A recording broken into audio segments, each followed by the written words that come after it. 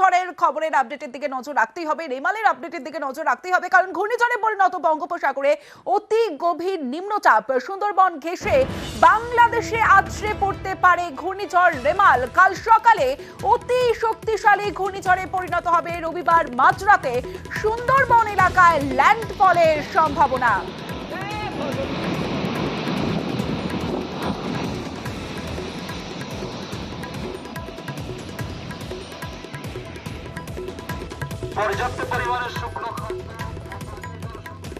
গতকাল যে ডিপ্রেশনটা ছিল সেই ডিপ্রেশনটি আজকে সকালবেলাতে ওটি ইন্টেন্সিফাই হয়ে ডিপ ডিপ্রেশনে পরিণত হয় এবং তারপরে আপনার ফার্দার মোরলেস নর্থওয়ার্ড মুভ করে।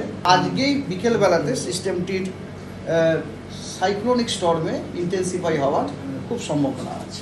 আগামীকাল সকালবেলাতে ওটি সিভিয়ার সাইক্লোনিক স্টর্মে ইন্টেন্সিফাই হওয়ার যথেষ্ট সম্ভাবনা আছে এবং আগামীকাল রাত্রে মধ্যরাত্রে মানে ধরুন প্রায় 11টা থেকে রাত্রির 1টা ওই রকম সময়তে সাইক্লোনটি আমাদের বাংলাদেশ কোস্ট এবং অ্যাডজয়নিং যে আমাদের পশ্চিমবঙ্গের যে কোস্ট আছে ওটিকে ক্রস করার সম্ভাবনা আছে বিটুইন আপনার খেপুপাড়া এবং Sagar island with maximum wind speed 110 থেকে 120 kilometre per hour, gusting to 135 kilometre per hour. সরাসরি চলে যাবো, প্রতিনিধি বিশ্বজিৎ সাহা রয়েছে আমার সঙ্গে, বিশ্বজিতের সঙ্গে কথা বলবো। বিশ্বজিৎ, এই মুহূর্তে নিউজ 18 বাংলা যারা দেখছেন তাদের প্রত্যেকের একটাই প্রশ্ন যে এই রাজ্যে প্রভাব কতটা পড়বে রেমালের? একদমই, যে ঘূর্ণিঝড়ের সম্ভাবনার কথা বলা হচ্ছিল সেই ঘূর্ণিঝড় অবশেষে জন্ম নিয়েছে, অর্থাৎ ঘূর্ণিঝড় বঙ্গোপসাগরে তৈরি হয়েছে। আর এই ঘূর্ণিঝড়ের নাম দিয়েছে রিমল, অর্থাৎ রিমল অর্থ যে আরবি ভাষায় বালি। এবং এই ঘূর্ণিঝড় আছড়ে পড়বে, শক্তিশালী ঘূর্ণিঝড় হিসেবে আছড়ে পড়বে, তীব্র ঘূর্ণিঝড় হিসেবে আছড়ে পড়বে একেবারে সুন্দরবন এলাকায়। তবে পশ্চিমবঙ্গের সুন্দরবন এলাকা থেকেও বাংলাদেশের সুন্দরবন এলাকা বেশি ক্ষতিগ্রস্ত হবে এমনটাই আবহাওয়াবিদরা জানাচ্ছেন। তবে এই সুন্দরবন এলাকায় ক্ষতির ব্যাপক আশঙ্কা রয়েছে এবং রাজ্যের সবথেকে বেশি ক্ষতিগ্রস্ত হবে দক্ষিণ 24 পরগনা জেলা। সেখানে জলোচ্ছ্বাসের সম্ভাবনা যেমন রয়েছে, সমুদ্রের জল, নোনা জল ঢুকে পড়তে পারে চাষের জমিতে, পুকুরে। এবং অন্যদিকে যে তীব্র তাণ্ডব হবে, অর্থাৎ 135 কিলোমিটার গতিবেগে দমকা ঝোড়ো হাওয়া, তার সঙ্গে প্রবল বৃষ্টিপাত হবে।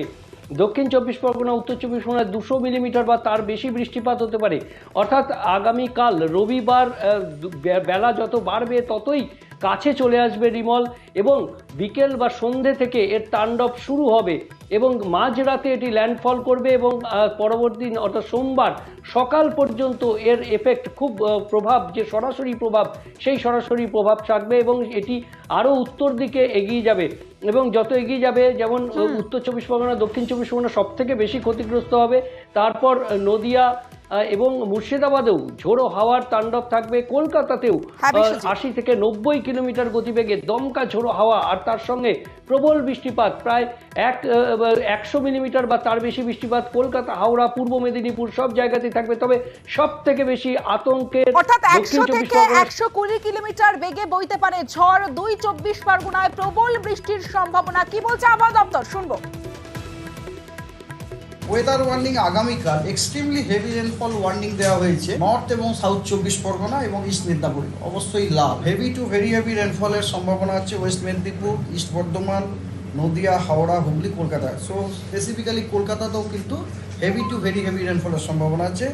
আর হেভি রেনের সম্ভাবনা হচ্ছে ঝাড়গ্রাম, বাঁকুড়া, পুরুলিয়া, ওয়েস্ট বর্ধমান, বীরভূম এবং মুর্শিদাবাদ আগামীকাল। আগামী পরশু দিনে এক্সট্রিমলি হেভি রেনফলের সম্ভাবনাটা হচ্ছে নদিয়া এবং মুর্শিদাবাদে। দক্ষিণবঙ্গে হেভি টু ভেরি হেভি রেনের সম্ভাবনা হচ্ছে দুটি 24 পরগনা, হাওড়া, হুগলি, কলকাতা, ইস্ট বর্ধমান, বীরভূম, মালদা এবং দুটি দিনাজপুর, নর্থ এবং সাউথ দিনাজপুর। হেভি রেনফল যেটা 7 থেকে 11 সেন্টিমিটার, সেটা হচ্ছে দুটি মিদনাপুর, ঝাড়গ্রাম, বাঁকুড়া, পুরুলিয়া, ওয়েস্ট বর্ধমান, জলপাইগুড়ি এবং কোচবিহারে। অর্থাৎ রেমালের প্রভাব পড়বে পশ্চিমবঙ্গে একাধিক জেলায়। ভারী থেকে অতি ভারী বৃষ্টির সতর্কতা দিচ্ছে আলিপুর আবহাওয়া দপ্তর। এই মুহূর্তে নিউজ রুম থেকে রয়েছে আমার প্রতিনিধি, আমার সহকর্মী রয়েছে প্রিয়াঙ্কা। প্রিয়াঙ্কার কাছে জানতে চাইবো, প্রিয়াঙ্কা, এই মুহূর্তে ম্যাজিক ওয়ালের মধ্যে জানতে চাইবো যে রেমাল ঠিক কোন জায়গায় আছে? একেবারেই তমশ্রী, তোমাকে প্রথমেই বলি যে রেমাল কিন্তু এখনো তৈরি হয়নি। রেমাল তৈরি হবে আজ রাতে। এই মুহূর্তে আমরা দেখতে পাচ্ছি বাংলাদেশের খেপুপাড়া সেখান থেকে প্রায় 400 কিলোমিটার নিচে দক্ষিণে অবস্থান করছে এবং পশ্চিমবঙ্গের সাগরদ্বীপ সেখান থেকেও 420 কিলোমিটার দক্ষিণে অবস্থান করছে, দক্ষিণ পূর্বে। এই যে এখান থেকে গভীর নিম্নচাপে পরিণত এবং গভীর নিম্নচাপ থেকে ঘূর্ণিঝড় আগামীকাল সকালবেলা অর্থাৎ 26শে মে সকালবেলায় ঠিক রাত 10টা, এখন আমি একটু এগিয়ে নিয়ে যাওয়ার চেষ্টা করব। আস্তে আস্তে দেখতে পাবে তুমি দক্ষিণ পূর্ব থেকে কিন্তু পূর্ব বঙ্গোপসাগর সেখান থেকে এগোচ্ছে উত্তর পূর্ব দিকে।